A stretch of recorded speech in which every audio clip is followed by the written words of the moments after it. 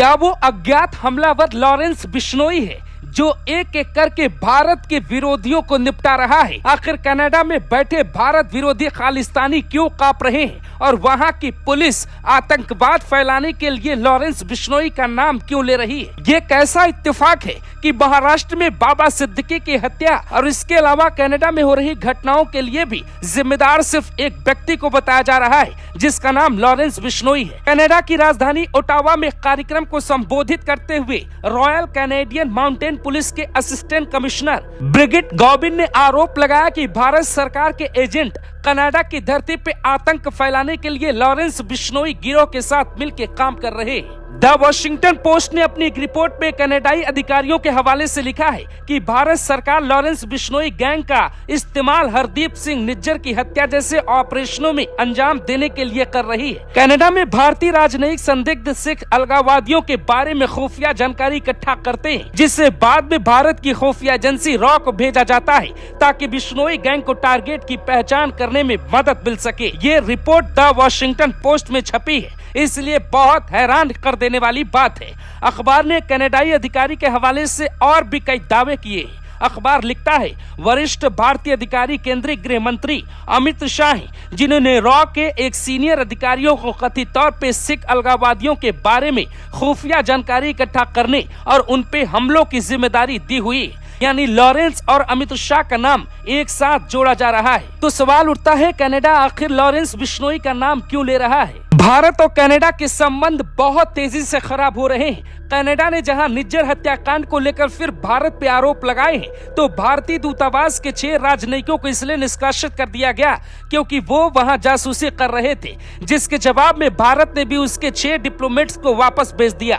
सबसे बड़ी बात है कि कनाडा अब अपने यहाँ सिखों को टारगेट करने के लिए लॉरेंस बिश्नोई गैंग का नाम ले रहा है, क्योंकि कनाडा में हाल फिलहाल में ही चुनाव। कनाडा सरकार और वहाँ के प्रधानमंत्री का आरोप है कि उसकी धरती पे मौजूद भारतीय एजेंट खालिस्तान समर्थक तत्वों को निशाना बनाने के लिए लॉरेंस बिश्नोई गिरोह के साथ मिलकर काम कर रहे हैं। लेकिन भारत ने भी इसका करारा जवाब दिया। भारत का कहना है कि दरअसल ये कनाडा की धरती है, जहां से पंजाब में तमाम आपराधिक और आतंकवादी गतिविधियां संचालित हो रही है। नई दिल्ली लंबे समय खालिस्तानी आतंकवादियों को कनाडा में पनाह देने का आरोप लगाती रही। कनाडा में ही एयर इंडिया फ्लाइट 182 में बम विस्फोट की साजिश रची गई, जिसमें 329 लोग मारे गए। तो सवाल है कि क्या लॉरेंस बिश्नोई सच में कनाडा में सक्रिय है? क्या इसके भी कोई सबूत मिलते हैं? मीडिया रिपोर्ट्स में दावा किया जाता है कि कथित तौर पर कनाडा में लॉरेंस बिश्नोई सक्रिय है। हाल के घटनाक्रमों ने संगठित अपराध से इसके संबंधों की ओर इशारा किया है। कहा जाता है कि बिश्नोई गैंग का second main leader Satinderjit Singh उर्फ गोल्डी बराड़ खुद सिख है और कनाडा में ही रहता है, इसीलिए लॉरेंस का गैंग कनाडा में बहुत कुछ कंट्रोल कर रहा है। असल भारत में लॉरेंस जेल में है, तो ऑपरेशन की जिम्मेदारी गोल्डी बराड़ ही देखता है, जिसके बारे में यही कहा जाता है कि वो कनाडा में रहता है। पिछले कुछ सालों में इस गैंग ने कनाडा से लेकर इंग्लैंड तक अपना असर बढ़ा लिया। उसके खिलाफ इंटरपोल ने रेड कॉर्नर नोटिस भी जारी किया है। कनाडा पुलिस ने अब तक बिश्नोई गैंग के कुल 8 लोगों को गिरफ्तार किया है। कनाडाई अधिकारियों ने लॉरेंस बिश्नोई गिरोह की आपराधिक गतिविधियों की कई फाइलें तैयार की हैं। करीब 30 व्यक्तियों की गिरफ्तारी दिखाई गई है। 8 गिरफ्तारियां विशेष रूप से हत्या के मामले में दर्ज हुई, जबकि 22 गिरफ्तारियों में जबरन वसूली का केस बनाया गया है। इन कनाडा में कहा जाता है कि लॉरेंस का एक बहुत बड़ा दुश्मन बैठा है। कनाडा में ही देविंदर बम्बिहा गिरोह बैठा है, बिश्नोई गैंग से भिड़ता रहता है। बम्बिहा गिरोह मुख्य तौर पे कनाडा के सिखों का आपराधिक गैंग है। ये वहाँ कई आपराधिक गतिविधियों में शामिल रहा है। ये गिरोह लॉरेंस बिश्नोई गिरोह को अपना दुश्मन मानता है। इन दोनों के बीच हिंसक टकराव हो चुके हैं, हत्याएं भी हुई। बम्बिहा गिरोह के सदस्य सुखदुल सिंह को मारा गया, जिसके कारण लॉरेंस गैंग और बम्बिहा गिरोह में दुश्मनी बढ़ गई। देविंदर के एनकाउंटर के बाद बम्बिहा गैंग की कमान गौरव उर्फ लकी पटियाला ने संभाली है। ऐसा कहा जाता है कि लकी पटियाल धनास चंडीगढ़ का रहने वाला है। पंजाब का ये भी बहुत बड़ा गैंगस्टर था, जो हत्या की कोशिश और एक्सटॉर्शन जैसे मामले में जेल में बंद था।